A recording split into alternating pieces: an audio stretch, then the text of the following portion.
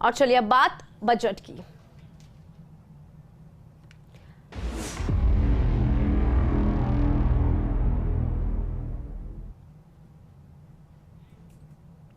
तो आपको जानकारी दे दें कि भजन लाल सरकार का पहला लेखानुदान वित्त मंत्री दिया कुमारी आज इसे पेश करेगी। लेखानुदान में भजन लाल सरकार अपनी नीतियों को लेकर तस्वीरें साफ करेगी।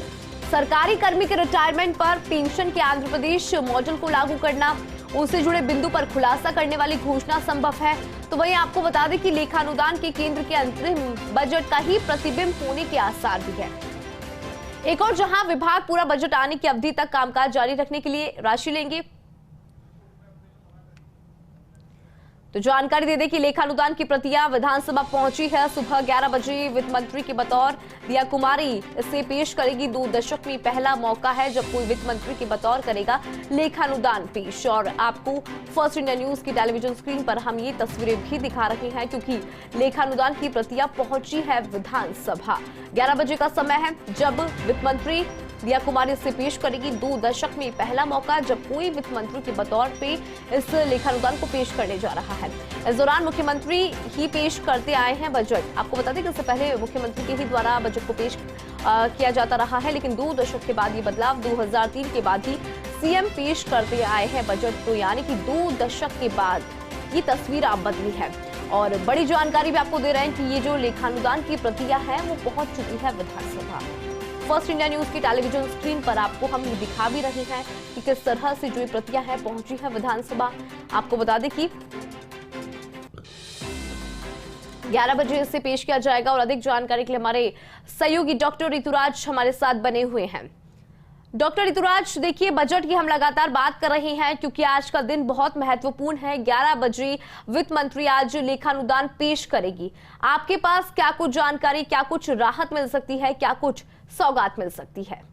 देखिए, हमने अभी वीडियो में देखा कि जो 2 बैग से भरे हुए जो लेखानुदान की प्रतियां हैं वो सदन में पहुंचा दी गई हैं। और वित्त विभाग के जो अधिकारी हैं उन्होंने देर रात में इसको लेकर अंतिम रूप देने को लेकर एक जो पृष्ठ है, क्योंकि अंतिम रूप कल दिया जा चुका था, हमने तस्वीरें दिखाई थी जो दोपहर में, और उसके बाद जो एक पृष्ठ है उसमें जांच की गई कि किसी तरह की मात्रात्मक गलती ना हो और कोई त्रुटि ना हो और कितनी प्रतियां भिजवाई जाए, इन तमाम चीजों को लेकर जांच की गई और रात में ये काम चला।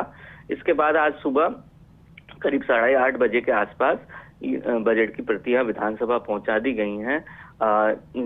वैसे डिजिटल रूप में ये बजट पढ़ा जाएगा और जो टैबलेट है उस पर ये पूरे बजट माननीय जो वित्त मंत्री हैं वो पेश करेंगी, लेकिन जो प्रतियां जो बांटी जाएंगी तमाम विधायकों को, IAS अधिकारियों को और जो भी गणमान्य उस सूची में हैं शामिल, उनको प्रतियां बांटी जाएंगी। ऐसा माना जा रहा है कि चूंकि ई-गवर्नेंस पर जोर देते हुए इस बार प्रतियां हो सकता है कि कम बांटी जा सकती हैं। बिल्कुल डॉक्टर ऋतुराज, बहुत बहुत शुक्रिया आपने जानकारी साझा की उसके लिए। तो लगातार हम आपको जानकारी दे रहे हैं क्योंकि प्रतियां पहुंच चुकी है विधानसभा। और अब जोधपुर का रुख करेंगे, हमारे सहयोगी राजीव गौड़ हमारे साथ जोधपुर से लाइव बने हुए हैं, उनसे भी हम जानकारी लेते हैं। क्योंकि देखिए राजीव, अगर हम बात करें जोधपुर की, सुबह 11 बजे का जो समय है वो बहुत महत्वपूर्ण हो जाता है क्योंकि इसी समय पर जो लेखानुदान है वो वित्त मंत्री के द्वारा पेश किया जाएगा। अगर बात करें इस लेखानुदान की, क्योंकि कहा जा रहा है कि बड़ी राहत यहां पर मिल सकती है, आपको क्या लग रहा है कितनी राहत राजस्थान वासियों को इसके माध्यम से मिल पाएगी आज?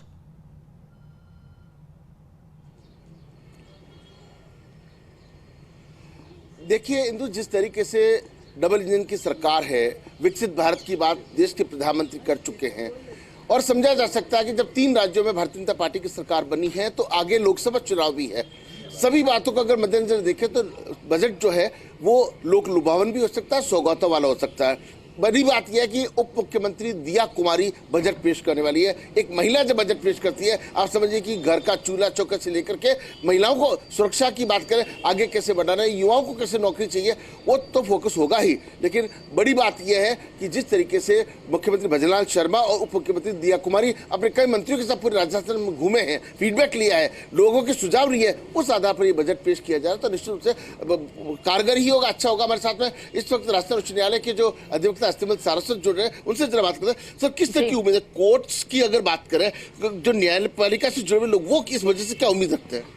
देखिए, ये सबको जानकारी है कि अदालतों में किस ढंग से मुकदमों का अंबार लगा हुआ है, न्याय के लिए किस ढंग से लोग भटकते हैं। उसका सबसे बड़ा कारण है कि जजेज ही नहीं है। आज हमारे राजस्थान उच्च न्यायालय में 50 जजेज की व्यवस्था है, लेकिन आधे भी जज नहीं है, तो मुकदमों का फैसला कैसे हो? आज केंद्र सरकार में बीजेपी का राज है, तो राज्य सरकार में भी तो इनको, राज्य सरकार को ये चाहिए कि केंद्र सरकार से कैसे ही करके और ज़्यादा से ज़्यादा जो अधिकतम जजेज होने चाहिए वो पूरा करे, ताकि लोगों को न्याय मिले और मुकदमों का अंबार कम पड़े। अधीनस्थ अदालतों में भी बहुत कम मजिस्ट्रेट है, अदालतें कम हैं। तो मैं समझता हूं कि जब डबल इंजन सरकार है और जनता ने भरोसा किया है बीजेपी पर, तो ज़्यादा से ज़्यादा अदालतें जहाँ नहीं कम है वहाँ अदालतें नहीं खोली जाए। जो बातें करें, महिला शक्ति से भी बात कर लेते हैं। क्या देखते हैं, एक महिला बजट पेश करने जा रही है, उप मुख्यमंत्री दिया कुमारी, क्या कहते हैं? दिया कुमारी जी कहते हैं कि आज महिलाओं में आगे बढ़े हैं, वैसे हम सबको भी बढ़ना चाहिए। और आज वो बजट के बारे में बताएंगे, तो ये महंगाई खूब है, तो इसके बारे में भी वो कुछ बताए। आपको उम्मीद है महंगाई कम होगी? हाँ, उम्मीद है कि महंगाई कम होगी। जैसे हर व्हीकल में पेट्रोल की जरूरत होती है, मोटरसाइकिल, स्कूटर, कार, उसके बगैर काम चलता नहीं है। तो आज वो क्या बताते हैं इस बारे में? परिवार की बुजुर्ग महिला भी जुड़े, क्या इस बजट से क्या उम्मीद है आपको? बजट से यही आपसे याद है, बजट कम करना चाहिए। खूब महंगाई हो गई, सबको बच्चों को नौकरी दिलाना चाहिए। नौकरी की बहुत आवश्यकता है, गरीबों की बहुत सारी। अगर बात भर्ती की कर लें, बात महंगाई की कर लें, पेट्रोल डीजल पर से वैट हटने की कर लें, पेट्रोल सस्ता उसकी कर लें, वो तो है ही है। लेकिन अदालतें कम हैं, और अदालतें कम होने से जो मामले जो है वो निपट जा रहे हैं। एक बार और उनसे बात करें। लेकिन सर, आप एक सोशल वर्कर के नाते भी भूमिका रखते हैं, आपको लगता है कि ये बजट ऐसा होगा कि आगे लोगों को उम्मीद है, डबल इंजन की सरकार है तो कुछ उम्मीद है? ऐसा है, उम्मीद तो बहुत है, और अगर उम्मीदों पर पानी फिरता है तो वही है कि कांग्रेस को बदल के अगर बीजेपी किया तो इन्होंने क्या किया। हम तो उम्मीद करते हैं कि इनको विशेष रूप से अदालतों की तरफ ध्यान देना चाहिए कि न्याय मिले, लोगों को न्याय मिलना बहुत जरूरी है। जैसे चिकित्सा बहुत जरूरी है, वैसे ही न्याय मिलना जरूरी है लोगों को। तो देखिए, बहुत बड़ी बात कही है, क्योंकि जस्टिस इंसान को मिलता, क्योंकि भरोसा सबसे बड़ा अदालतों पर होता है। अदालतों की जो संख्या है वो बढ़ने की वरिष्ठ अधिवक्ता उनको पूरी उम्मीद है। और जिस तरीके से कांति सारस्वत ने भी यही कहा है कि महंगाई कम होनी चाहिए, और महिला शक्ति है, तो जब बजट पेश करने जा रही है तो समझा जा सकता है कि वो सारे वर्ग, क्योंकि जब दिया कुमारी जोधपुर आई थी, उनसे हमारा भी फर्स्ट इंडिया के साथ एक्सक्लूसिव बात, उन्होंने कहा था विकसित भारत के तहत राजस्थान को विकास की और आगे बढ़ाएंगे। और उस समय उन्होंने बजट को लेकर के भी कहा था कि बहुत अच्छा बजट आएगा। तो समझा जा सकता है कि अब बहुत ज्यादा समय बचा नहीं है, कुछ ही देर में जब दिया कुमारी बजट पेश करेंगी, सबकी निगाहें उस पर होंगी, और मानकर चलिए कि दोपहर के बाद में सभी लोगों को ये बजट जो है बहुत अच्छा लगेगा। जी बिल्कुल राजीव, क्योंकि डबल इंजन की सरकार और भजनलाल सरकार का ये अंतरिम बजट 11 बजे पेश होगा। और ऐसे में अगर देखिए स्वास्थ्य की दृष्टि से बात करें तो चिरंजीवी जो योजना है उसकी जगह केंद्र के आयुष्मान भारत की तर्ज पर इस आयुष्मान राजस्थान योजना को पेश किया जा सकता है। और ऐसा कहा भी जा रहा है कि जो गहलोत सरकार की तमाम योजनाएं हैं उनको लेकर सवाल यहाँ पर ये बना हुआ है, क्या वो योजना जारी रहेगी, उनके नाम बदले जाएंगे, क्या लग रहा है आपको?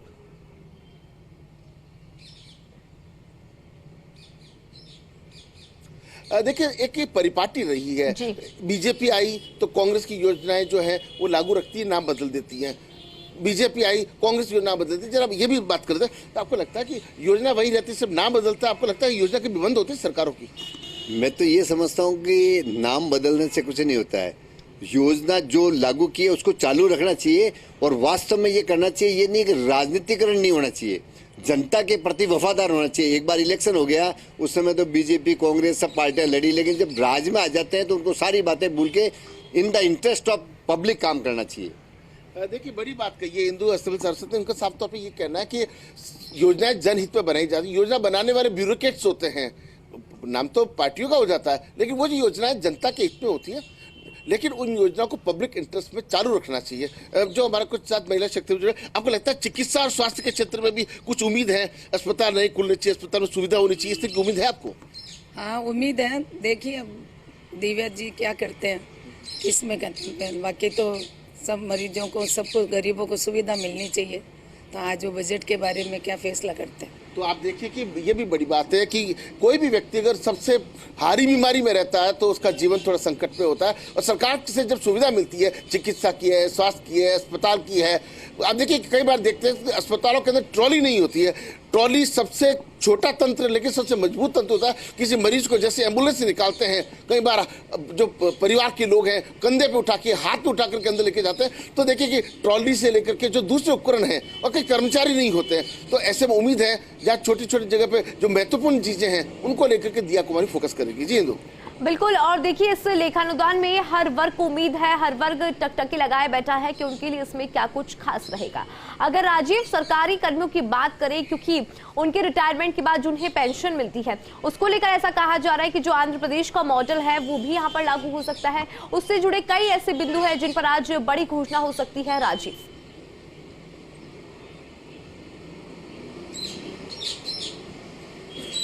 देखिए निश्चित रूप से सरकारी कर्मचारी सरकार की रीढ़ की हड्डी होते हैं, चाहे कोई भी विभाग क्यों नहीं हो। उनके एक मदद से, उनके सहयोग से, उनकी ड्यूटी से सब कुछ अच्छा। अगर नया मॉडल लाते हैं किसी प्रकार का, अगर पेंशन योजना को बंद करते हैं या नहीं को लाते हैं, किस तरह का प्रभाव पड़ेगा? सर आपको लगता है कि जो सरकारी कर्मचारी उनके ऊपर विशेष फोकस बजट रहता है, लेकिन कई बार दूसरे मॉडल के चलते कई बार कुछ गलतफहमी भी हो जाती है?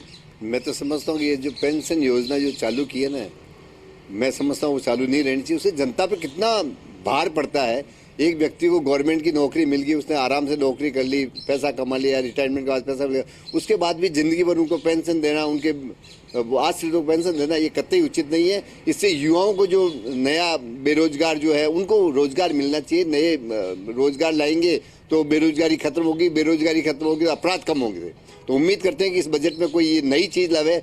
घिसे पिटा बजट तो हमेशा पेश होता है, नई चीज लावे तो लगता है कि हाँ कोई नया बजट आया। देखिए बड़ी बात है कि बेरोजगारों को रोजगार से जोड़ने की भर्तियां हैं, रोजगार है वो करें। और उनका कहना है कि पेंशन, एक व्यक्ति ने पूरे साल समय नौकरी कर ली, उसको पेंशन रिटायरमेंट के खूब सारा पैसा दे दिया, सब कुछ दे दिया, उसके बाद में अगर पेंशन चालू रहती है, जबकि उसी पेंशन को यदि युवाओं को रोजगार से जोड़ने के लिए कोई अच्छे प्रोजेक्ट्स हैं, उनको नौकरी से जोड़ना है, कोई बड़े प्रोजेक्ट्स लाना है या रोजगार से जोड़ना है, इस तरह की जो बात है वो सामने निकल के आ रही है। लेकिन जो देखिए कि वहाँ जितने ब्यूरोक्रेट्स, चाहे आंध्र प्रदेश के ब्यूरोक्रेट्स आईएएस हैं, चाहे राजस्थान के, चाहे दिल्ली के हैं, वो सभी जब तखमीना बनाते हैं तो कुछ न कुछ उम्मीद होती है। इस बजट से भी खासा उम्मीदें हैं, क्योंकि राजस्थान में जिस तरीके से सुधांशु पद चीफ सेक्रेटरी आए हैं, तो ये उनके इस चीफ सेक्रेटरी कार्यकाल का एक तरह से मॉनिटरिंग का पहला बजट भी है। उम्मीद करते हैं कि वो राजस्थान के कई जिलों में रहे हैं, वो दिल्ली में भी पोस्टेड रहे हैं, तो कुछ न कुछ तस्वीर बजट की ऐसी होगी जिससे कि जो ब्यूरोक्रेट्स की मेहनत है वो भी सामने आएगी। और मुख्यमंत्री भजनलाल लगातार बजट को लेकर के मंथन करते रहे हैं। उम्मीद है बहुत अच्छा बजट होगा। जी बिल्कुल राजीव, आपसे आगे भी जानकारी लेते रहेंगे।